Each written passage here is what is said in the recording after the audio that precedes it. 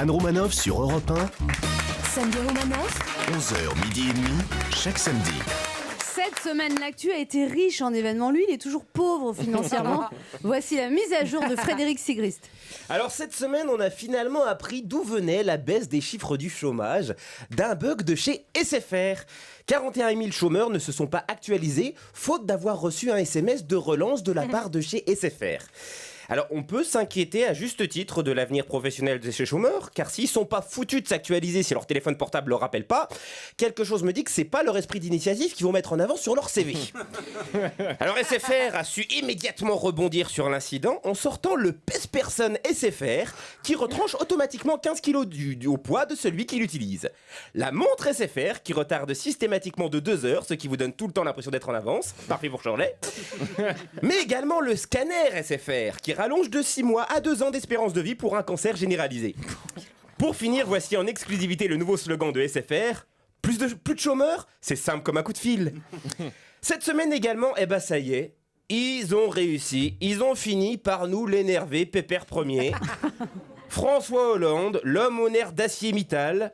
François Hollande, d'habitude aussi calme qu'un vieux chat d'appartement castré. Il a finalement pété une durite. Il en peut plus de son gouvernement. Cécile Duflot en tête. Vous vous rendez compte, il aura quand même fallu 1 an et demi pour être dans le même état que nous après 1 mois de son gouvernement. Cécile Duflot a réussi à faire ce que même les djihadistes maliens ont échoué à faire, lui mettre la haine. Faut dire, je le comprends, François, c'est vrai, moi je le comprends. Niveau sondage, il se situe en ce moment entre Francis Holm et Guy Georges. Et pourtant, il se démonte pas, le type. Il décide d'aller à Florange, où tout le monde sait qu'il est aussi populaire qu'une blénorragie dans une boîte à partouze. Moi, j'adore. Et le mec, de l'avis des éditorialistes, s'en sort plutôt bien. Avec Duflot et Valls, son triomphe a duré à peu près aussi longtemps qu'un rapport sexuel avec moi. 2 minutes. Bim, une polémique sur les Roms et c'est de nouveau la loose. Non mais moi je comprends qu'il ait les nerfs. Mais si l'UMP voulait vraiment gêner ce gouvernement, mais il devrait s'encarter à Europe Écologie. C'est devenu le vrai parti d'opposition.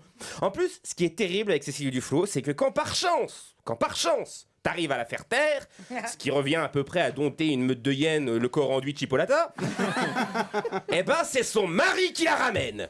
Alors pour lui, Manuel Valls a tenu des propos racistes. Alors pendant ce temps-là, Marine Le Pen, elle déclare que le FN n'est pas un parti d'extrême droite. Donc si j'ai bien compris en ce moment, Valls c'est Pétain et Marine Le Pen c'est Simone Veil. Chez les socialistes, parler des Roms c'est devenu plus choquant que de les voir dormir sur un matelas dans la rue ou faire la manche au feu rouge, va comprendre. Pendant ce temps-là, la crise budgétaire aux États-Unis avec les républicains qui refusent de voter le budget a mis 800 000 fonctionnaires au chômage partiel. 800 000, dont le robot Curiosity, chargé d'explorer la surface de Mars. Alors imaginez si c'est le jour où les Martiens ont décidé de prendre contact avec nous. Remarquez, quelle meilleure manière de présenter notre civilisation actuelle qu'avec un robot en grève. Allez, à la semaine prochaine, et d'ici là, n'oubliez pas, si les nouvelles sont mauvaises, c'est pas forcément votre radio qu'il faut changer.